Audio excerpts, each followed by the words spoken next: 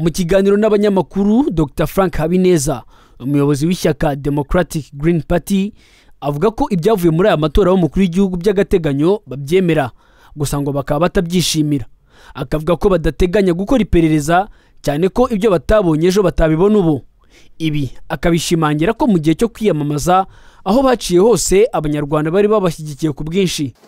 Ubu ntabwo twabamo tugiye gukora iperereza, kuko ibyo tutabonye ejo ntabwo twabibona.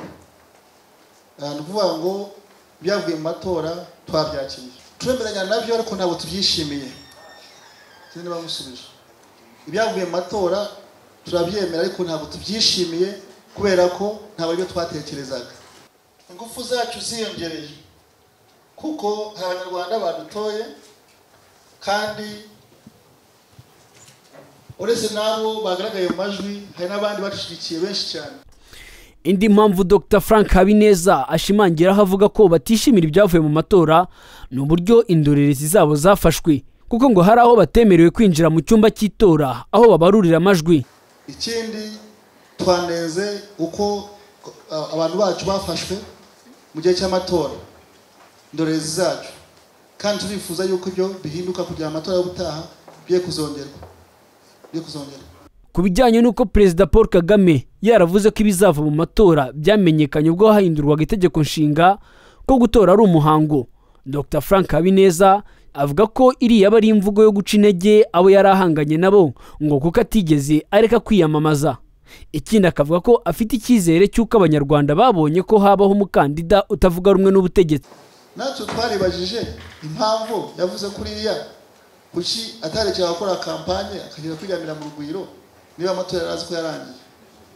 Biriya ni rangaje ya kampanye, buriya nawe yari rangaje yo kugira ngo yemeze abantu yumvaga bahanganye nabo kugira ngo bacike intege.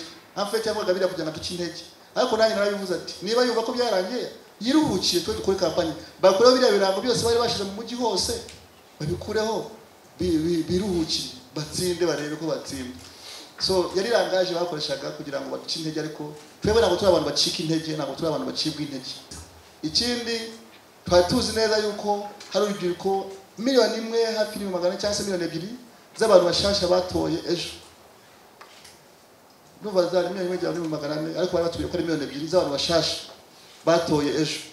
Abo bose twabahaye icyizere, kandi batoye bwa mbere babonye yuko bishoboka ko mu Rwanda ashobora kuba umukandida utavuga rumwe n'ubutegetsi akiyamamaza. Twabahaye icyizere, kandi urubyiruko rwacu turizera yuko ruzadushyigikira kandi ruzakomeza kudushyigikira no gutaha. Kugeza ubu Paul Kagame ni uyoboye urutonde rw'agateganyo rw'abahataniraga umwanya w'umukuru w'igihugu ku bwiganze bw'amajwi arenga 98%, aho akurikirwa na Mpayimana Philippe, umukandida wigenga wagize 0.73%, mu gihe Dr Frank Habineza wa Democratic Green Party we wagize amajwi agera kuri 0.47%.